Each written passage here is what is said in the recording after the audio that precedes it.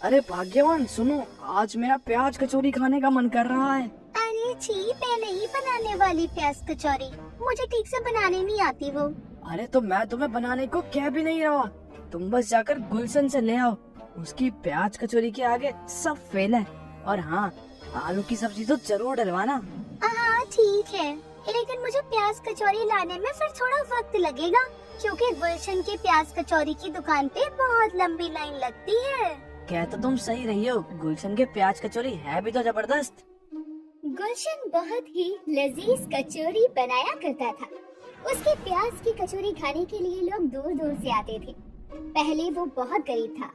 उसने अपनी जिंदगी में बहुत कठिनाइयां देखी थी।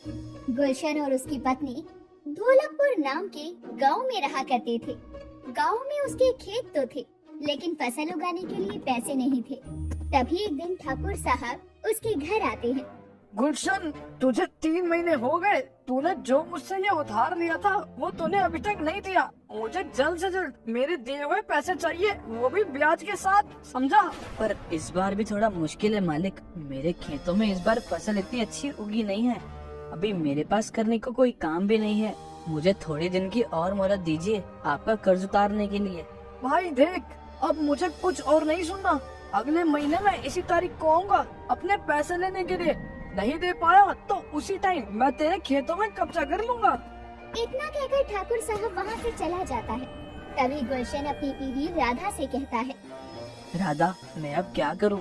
इतने कम समय में इतना पैसा कहाँ से लाऊंगा मैं? अरे जी, ठाकुर साहब तो बहुत ही तेज आदमी है। उसके अगर हमने पैसे ना दिए ना, तो वो सच में हमारे खेत पे कब्जा कर लेगा। नहीं, मैं कुछ करता हूँ राधा। मेरा दोस्त है एक मुंबई में, प्रेम। मैं उसके पास चला जाता हूँ, वो मुझे कहीं ना कहीं तो नौकरी लगवा ही देगा। और जैसे ही मैं पैसे कमा लूंगा मैं वापस आ जाऊंगा, क्योंकि अब गांव में तो कुछ है नहीं करने को। जी, जैसा आप कहें। गुलशन का दोस्त प्रेम मुंबई में एक अच्छी कंपनी में जॉब करता था।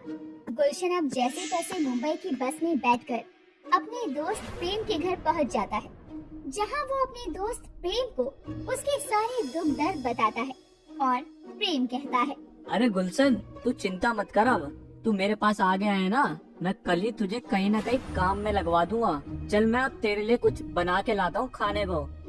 अरे नहीं प्रेम, तू काम से थक के आया है और आज तुझे मैं अपने गांव वाली स्पेशल प्याज कचौरी खिलाता हूँ, वो भी आलू की सब्जी के साथ। क्या प्याज कचौरी?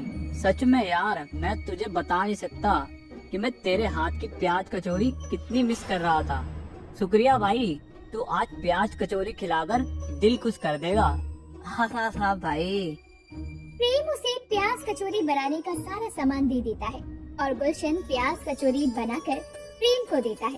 प्रेम उसे खाकर कहता है, अरे गुलशन, क्या स्वाद आलू की सब्जी और ये प्याज कचौरी है, मजा ही आ गया। तू एक काम क्यों नहीं करता? तू अगर मुंबई में अपनी ये प्याज कचौरी बेचे तो तेरी अच्छी कमाई हो जाएगी। तेरे हाथ की प्याज कचौरी खा के लोग दीवाने हो जाएंगे, दीवाने। लेकिन ठेला लगाने के लिए तो पैसों की जरूरत पड़ेगी ना, और मेरे पास तो। अरे तू चिंता क्यों करता है, मैं हूँ ना, तेरी इतनी मदद तो कर ही सकता हूँ मैं।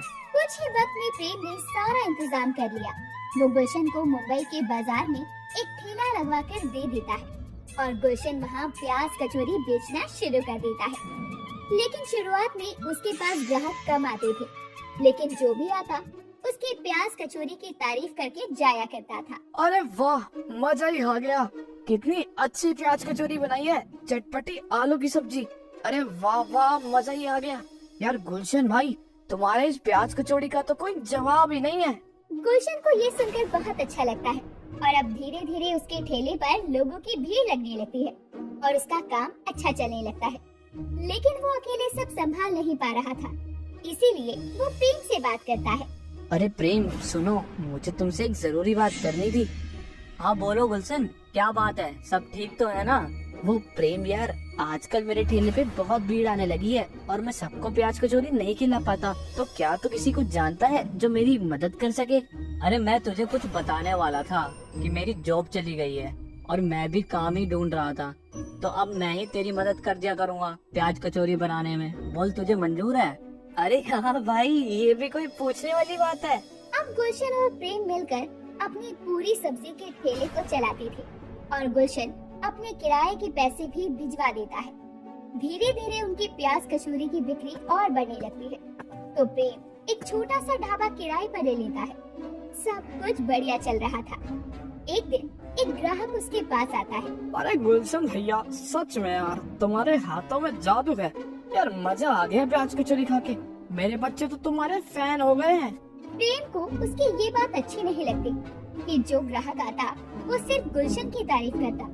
तभी वो खुद से बोलता है, यार मैं भी तो आलू की सब्जी बनाता हूँ और गुलशन बस प्याज कचौरी बनाता है।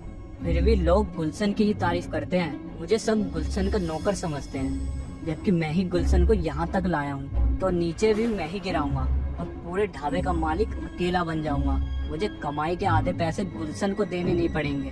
प्रेम के मन में अब लालच आ जाता है और जब अगली सुबह गुलशन आलू की सब्जी बना रहा होता है तो वो उसमें लाल मिर्च ज्यादा डाल देता है और खुद से कहता है, आज देख गुलशन, जो लोग तेरी तारीफें करते हैं ना, कैसे थूकेंगे तेरे ऊपर। आज देखता जा बेटा तू। प्रेम जैसे ही आलू की सब्जी उठाकर दुकान पर रख रहा होता है, उसके हाथ से सारी सब्जी गिर जाती है और उसका हाथ जल जाता है। अरे प्रेम, तू ठीक तो है? अरे तूने सब्जी कैसे गिरा दी भाई? तेरा तो हाथ भी जल गया है। अरे यार वो सब्जी ज्यादा गर्म हो गई थी, शायद मेरे हाथ जलने लग गए थे तो मेरे हाथ से छूट गई।